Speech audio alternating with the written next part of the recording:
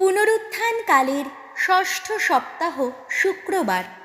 প্রথম পাঠ শিষ্যচরিত 18 অধ্যায়, পদ সংখ্যা 9 থেকে 18।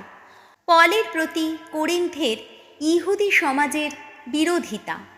পল যখন করিন্থ নগরে ছিলেন, একদিন রাতের বেলায় প্রভু তাকে দর্শন দিয়ে বললেন, ভয় পেও না, বাণী প্রচার করে যাও, তুমি নীরব থেকো না, আমি তো তোমার সঙ্গেই আছি।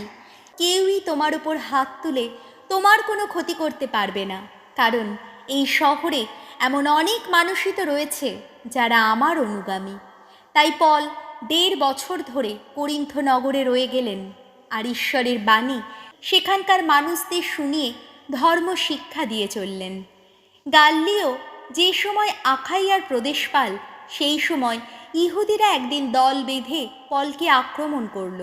তারা প্রদেশপালের দরবারে তাকে ধরে নিয়ে গেল। সেখানে তারা বলল, এই লোকটা জনসাধারণকে এমনভাবে ঈশ্বরের উপাসনা করতে প্ররোচিত করছে যা বিধান বিরুদ্ধ।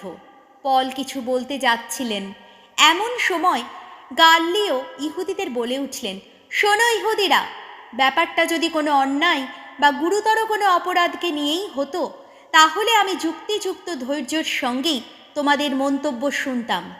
কিন্তু যখন নিছক কিছু কথা ও নাম নিয়ে এবং তোমাদের নিজেদের বিধান নিয়েই নানা প্রশ্ন উঠেছে, তখন তোমরাই ওসব বোঝো গিয়ে। আমি ওসব ব্যাপারের বিচার করতে চাই না। তিনি তখন দরবার থেকে তাদের বের করে দিলেন। এরপর সকলে সমাজগৃহের অধ্যক্ষ সোস্তেনেসকে ধরে দরবারের সামনেই তাকে মারতে লাগলো।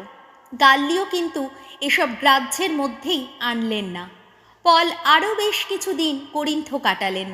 তারপর ধর্মভাইদের কাছ থেকে বিদায় নিয়ে তিনি জাহাজে সিরিয়ার দিকে যাত্রা করলেন। প্রিসিল্লা ও আকুইলা তার সঙ্গেই গেলেন। মানত ছিল বলে পল যাবার আগে কেঙ্ক্রেয়া বন্দরে মাথা মুড়িয়ে নিলেন।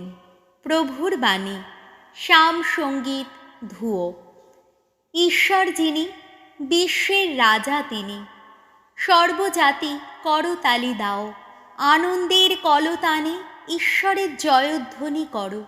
পরাৎপর ভগবান তিনি, আহা মহাভয়ঙ্কর তিনি, তিনি বিশ্বজগতের মহিয়ান অধিরাজ। ধুয়ো। ঈশ্বর যিনি, বিশ্বের রাজা তিনি, ভিনদেশী মানুষদের তিনি আমাদের অধীনে আনেন, বিজাতীয় মানুষদের তিনি আমাদের পদানত করেন। তিনি তো নিজেই বেছে রেখেছেন আমাদের স্বদেশের ভূমি, সেই দেশভূমি তার স্নেহধন্য জাকব কুলের, যা গর্বেরই কারণ। ধুয়ো।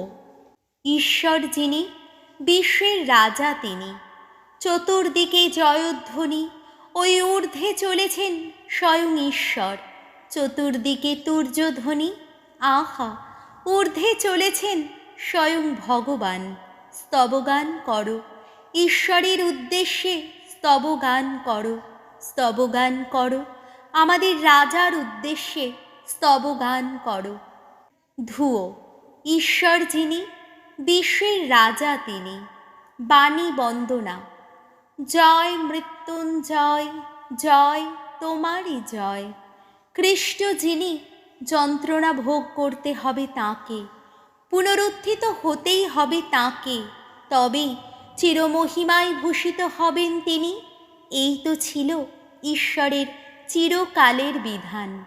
যোহন রচিত মঙ্গল সমাচার 16 অধ্যায়, পদ সংখ্যা 20 থেকে 23।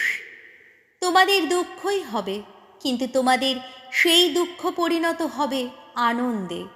এই জগৎ ছেড়ে পিতার কাছে যাবার আগে যিশু তার শিষ্যদের এই কথা বললেন, আমি তোমাদের সত্যি সত্যিই বলছি, তোমরা তখন কাঁদবে, হাহাকার করবে, সংসার কিন্তু আনন্দ করবে। হ্যাঁ, তোমাদের দুঃখই হবে, কিন্তু তোমাদের সেই দুঃখ পরিণত হবে আনন্দে। সন্তান প্রসব করতে গিয়ে নারী বড় কষ্টই পায়, কেননা তার সেই প্রসবের সময় এসে গেছে, কিন্তু শিশুকে জন্ম দেবার পর সেই যন্ত্রণার কথা তার আর মনেই থাকে না। এই আনন্দে যে জগতে একটি মানুষের জন্ম হয়েছে, তোমাদের অবস্থাও ঠিক সেই রকম। এখন তো তোমরা মনে মনে কষ্টই পাচ্ছ, কিন্তু আবার তোমাদের সঙ্গে আমার দেখা হবে, আর তখন তোমাদের হৃদয় আনন্দে ভরে উঠবে, আর তোমাদের সেই আনন্দ কেউই কেড়ে নিতে পারবে না কখনো। সেদিন আমাকে তোমরা আর কোনো প্রশ্নই করবে না। প্রভু যীশু খ্রিস্টের মঙ্গল সমাচার।